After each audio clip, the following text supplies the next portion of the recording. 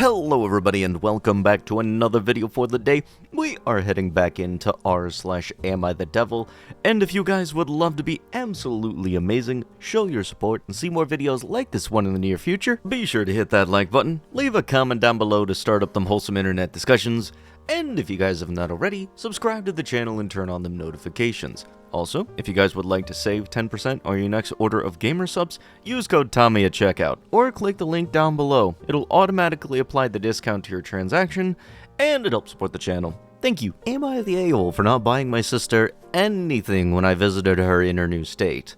My 29F, sister 32F, and her boyfriend 32M are living in a different state. My boyfriend 27M and I went to go visit her for the weekend. We flew there. The plane tickets were about $300 each. She picked us up from the airport, which was an hour drive for her. When we booked the tickets, I asked her if that one worked because it was more discounted, and she said yes. She doesn't mind the drive, as she had visited that part of the state before, and maybe we could do some sightseeing on the way back to her place. We packed carry-on only, so not much room for much, but enough for a long weekend trip. The way back, we flew out to the airport that was closer to our house. My boyfriend and I both took paid vacation days from work for the trip. When we booked it, she didn't have a job, but she did by the time the weekend rolled around, and she took 2 unpaid days off. During the 4-day trip, we took another trip where we slept in an Airbnb that we all split. They got first dibs on the room, and they did the driving to the location 1 hour. And while we were there, we split the ferry. They didn't ask, and I didn't offer to pay for gas. For most of the trip, we ate out. She fed us 1 meal. On the last day, I made a comment that I would prefer eating at home because I had spent a lot of money at restaurants already. I don't like eating out at all. So she provided 1 more meal, but was obviously spent about it. I didn't think that it would upset her. I brought some candy that I shared with them, but not enough, as she mentioned after I should have offered to share some M&Ms that I was snacking on in the backseat of the car at some point. I just had some candy and a bag of M&Ms with me, carrying on packing. I had brought alcohol there that I didn't drink and that I left for them. After we got home, she called me to tell me that she was upset that I didn't offer to pay for anything of theirs on top of the trip. She said that I should have offered to buy them dinner or some food when we stopped at the cafe. We grew up poor, and she knows that I am very conscious about how I spend money. This trip was already a lot for me, but I know that none of my other family members have visited her, and I thought that it would be meaningful for her if I made the trip. I also wanted her to see her course, and see her new state and home. I was honestly stunned when she said this. I had just moved to a different city myself, and I am so thankful when any of my friends from my old city come to visit me, and will feed them meals and be the driver for anywhere we go and expect nothing in return. They've already made the trip to me, and I'm grateful for that. I truly don't know who is the a-hole here, but it's obvious to me that we've somehow been taught differently on hosting, even though we grew up in the same house. I've been fretting over this to the point that I'm so anxious to see her again. Please help me out, and I need your honest thoughts. Edit to add, everything on the trip was split or bought on our own, food out, ferry, Airbnb tickets, except for the plane ticket that I bought, $600 total, and the 2 meals that she made and the gas from driving. Does this not come into account? I was not just using her house and car for an easier vacation. I wasn't on vacation. I was visiting my sister, who I hadn't seen in a while, and we found things that we all wanted to do while there. I guess I can also add that over Christmas, when she came home, I picked her up from the airport, over an hour away. She stayed at my house one night. I think they ate breakfast at my house. I'm not 100% positive, but I am positive that I would have offered. Then I drove her to my brother's, over an hour away. I stayed the day at my brother's and then went home. She didn't offer me anything, and I didn't expect anything. Ah yes, this is not a vacation, but we did basically everything that qualifies as a vacation. I was visiting relatives that I hadn't seen in a long time, and we went to places and we got to have fun together. Yeah, that kind of sounds like a frickin' vacation. What do you want to bet they'll say next? I'm not driving them around, I'm traveling with them around. So let me get this straight. Instead of you going to get a hotel, your siblings were kind enough to offer to host you, and then you didn't really think of like, okay, maybe a thank you for giving me a place to stay instead of spending hundreds of more dollars on a hotel would have been a nice gesture. Nope, didn't cross your mind a single time. My toxic ex, F32, is back, but I'm M35, married. Am I insane? 10 years ago, I was engaged to a girl from another country. It was a long-distance relationship, and honestly, she was pretty toxic. But I guess it's normal when a girl is beautiful and young. The only thing that made up for it was the best messing arounds in my life. I always felt like I had to have a special bond with her. Not sure why. Right after I graduated, she told me that I should move to her country. My dad was an entrepreneur and would give me a job in his companies. We'd even get a house and get married. I wasn't on board because I wanted to build my own future. I told her that I'd find a job in my country, and she could join me, especially since she had always wanted to live here, and her initial proposal was actually her father's idea. After the refusal, she abruptly broke up with me. A few months later, she married another guy. I was devastated, but tried to forget her and move on, even though it was incredibly difficult. 5 years pass, and I get married. My ex finds out and contacts me, saying that she always loved me, that her marriage only lasted 3 months before she filed for divorce, because she didn't want to get married, but was brainwashed by her father. Her father has since passed away. I told her that I had moved on with my life. She accepted my decision, and she said that she would wait for me forever because we were soulmates, and she was convinced that we would end up together eventually. 4 more years go by, during which I kept in touch with my ex, just as friends. Then, problems started with my wife. She began treating me poorly, ignoring me, and act like I was just a roommate instead of her husband. I confided in my ex, and she was incredibly understanding. I started to think that maybe she was the person that I should have married, and I told her so. From that moment, everything changed. After my confession, she insisted that I divorce my wife to be with her, which brings me to today. I've been talking to my ex daily for a year now. My relationship with my wife has partially healed, but it still feels like a dead end. I love my wife very much, and despite everything, I don't think I could live without her. I'd feel incredibly guilty leaving her. Meanwhile, my ex has started to act provocatively, sending me these kind of photos, trying to seduce me in every way. Then she suddenly switched attitudes and insult me, calling me weak for not divorcing my wife faster to marry her. My head is a complete mess. I think I love my wife, but I'm incredibly attracted to my ex. It's like an obsession, maybe because of how things ended 10 years ago, and I can't get it out of my head. I believe divorcing and being with my ex would be a mistake, but at the same time, I feel compelled to do it, or else I'll never get over this obsession of wanting her. So basically, person breaks off with you, you don't want to, they want to, and then later down the line, they change their mind and you're willing to consider breaking up something that you already committed to for the sake of the messing around was good. Yeah, that doesn't make you the a-hole in absolutely every single which way, considering everything. Yeah, no, it's great, yeah. Am I the a-hole for telling my best friend that she is not ready for marriage? My best friend, 21, just got engaged to her boyfriend, 26, after 1.5 years of dating. First, some context. Early in their relationship, she told me that he was ready to get married, not necessarily to her, but just in general. soon after, she said that they both believed they were endgame. While sweet, I got a bad feeling. Declaring that so early on seemed rushed, but I figured it was just a honeymoon phase. Now they're engaged at 1.5 years of dating. Now, about her. She is still in college, with her hardest semester ahead, finishing her thesis. She never had a job, so her parents pay for everything, including her wedding. Her room, which is always messy, and she spends most of her free time sleeping or on TikTok, and she hasn't done much wedding planning yet.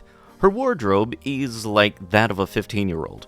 Her diet and habits reflect someone needing to figure things out.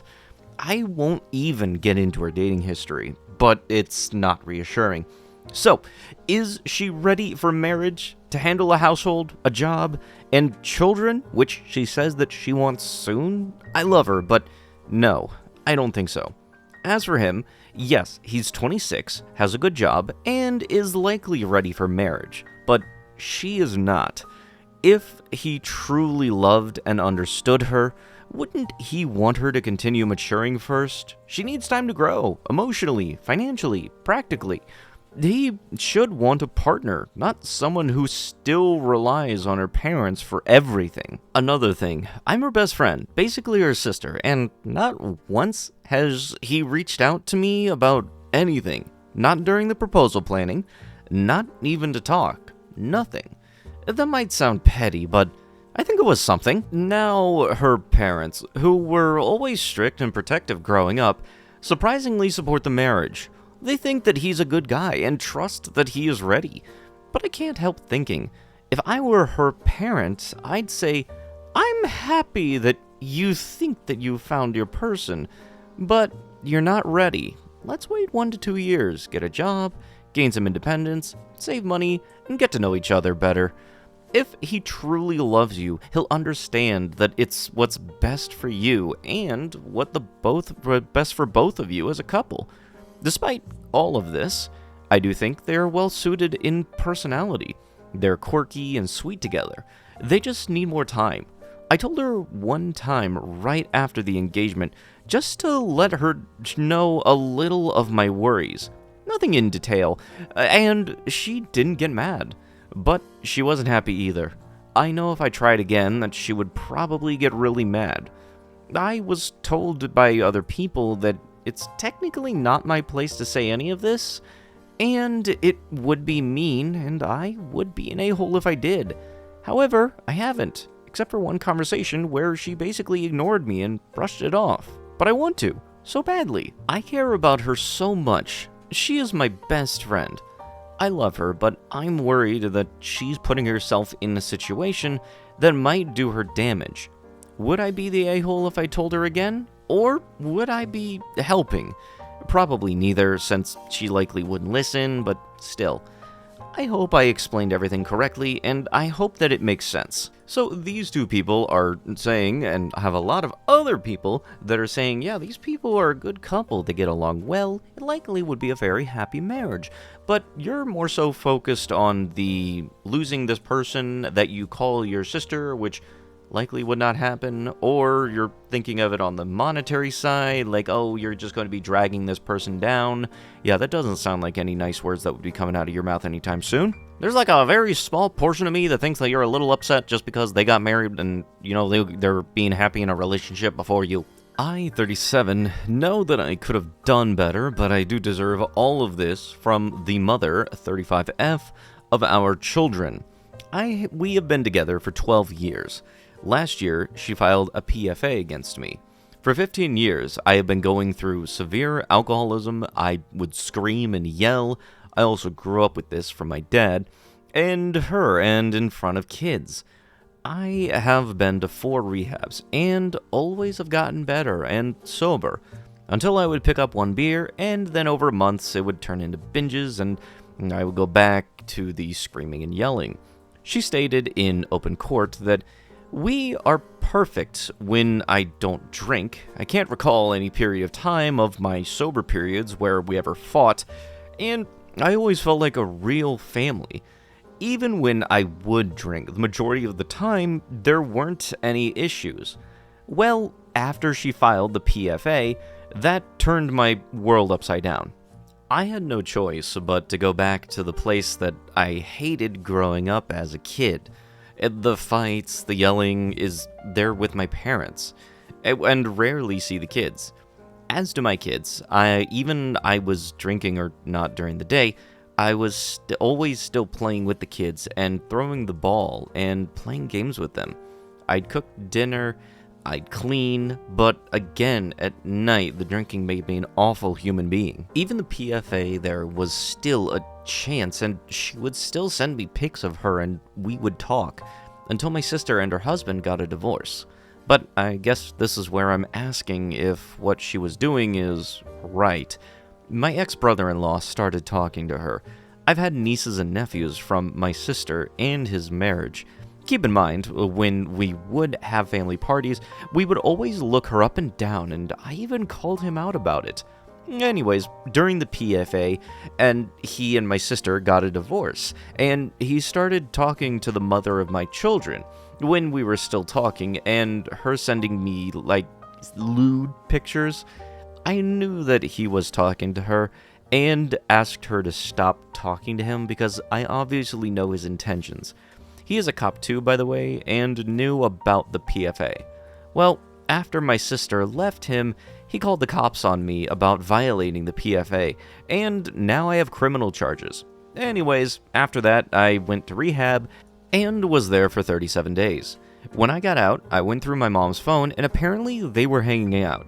I found out that they slept together and are talking. This ended me. I stopped going to work, stopped supporting the kids, and since they started talking, she has been emotionally and mentally horrible towards me. I guess that this is my fault for doing that to her in my drunk rants. Even though I am messed up, a lot of people know who I am sober. People always said that I'm a nice person. I'm never in trouble with the law or anything before this. And during this depression and after rehab, I found out about that. I went deeper into this, and have been unable to provide child support to the point where I got my license taken away. My boss had always said I'm allowed back, but my job requires driving. I make $60,000 to $65,000 a year. I asked her to take away my child support so that I can get a license back, and I would pay her, and she can go back and file if I don't. I understand that this is her reaction to my actions, but I feel the betrayal and knocked down to where she wants me to bag groceries for $15 an hour is a completely unreasonable mentality, considering that we also have kids who are suffering from both of our choices. She is suffering too, but at this point, when is her reaction an overreaction and doesn't realize that she is hurting all of us at this point? I've done nothing but try to be reasonable and fix this. Her lack of communication has destroyed so much when we have always been able to resolve. She also says that things are complete lies about me to justify her bad behavior. She says that I went to her work, which I never did, and that I slept with a black dude, which I love women, so that's false, among other things. I don't get why she is so far gone to believe this. I asked to talk finances, and I was sober for days even after she filed a PFA. How important is communication in relationships? My drinking could never do the damage from her choices the last year compared to my drinking. I've always tried, and I hate that she has given up. I love my kids. I don't want another person raising them. My kids literally play video games, are overweight. He never gave them time of day as my sister would do everything for that house. I don't understand how she could do this and sleep with him. She was sending me these pictures and everything and wanted me to keep our family together. I would have got sober at parents and we'd take it slow. How is that an unreasonable request? She told me to find myself when she filed the PFA, and I did. I want my family, her and my daughter, and the boys. I know the drinking is bad. She said, show me. I said, okay, let me show you, but how am I going to show you when you won't let me? Again, I said that I wanted to talk finances. Let's go to Target and Walmart during the weekends, and I'll go back to my parents. She kept pushing goalposts back and gave us no chance of having a family saved. This didn't happen till my sister left her husband. I can bring 100 people into a room, and they would say, I'm fine sober. 100 people that have seen both sober and drunk, and they would say that I need to stop drinking, and 50 people that have only seen me drunk and say I'm a complete ass. Like, if I didn't have my family, I don't want to be around. I don't know. It's just annoying. Her choices of wanting to be estranged like her parents is ending me. They didn't talk in 20 years until me and her needed a ride to the airport, and her parents fought, and when one of them was supposed to get us. Her mom and sexually frustrated stepdad, who takes pictures of women on the beach and accidentally posts it to some hags on Facebook, is basically her money. Her mom told her that she can leave stepdad cause her mom would be broke without her money. She was like 7, and her stepdad chased her dad during a pickup with a baseball bat. Both of our parents are insufferable. I don't know what to do. She thinks everything is normal and natural, but it's not. It's like, what if I asked her, can you imagine our son's wife with kids and our daughter's husband with no kids sleep with each other? She can't give an answer. She just says, okay. I was literally giving her my sobriety when she filed PFA, and she took it like it was a normal thing that she always did. She thinks the PFA is no different than going to her parents' house for 2 days. My kids have become much different from all of this, and she can't see it. Ah yes, and you didn't really think that the drinking was any bit of an issue until they made it so that you legally could not by taking away your driver's license, and God forbid, you happen to find out that that driver's license is a little bit of a key part to a whole bunch of other stuff for you being able to have a nice, good income. Look, I like a little nice drink every once in a while myself, but there comes in a time and a place where you gotta kind of weigh the consequences of your own actions. But with that, that is going to have to be it with the video. If you guys would love to be absolutely amazing, show your support, and see more videos like this one in the near future, be sure to hit that like button, leave a comment down below to start up them wholesome internet discussions, and if you guys have not already, subscribe to the channel and turn on them notifications. I'll be sure to see you guys in the next one. Thank you so much for watching, and bye-bye!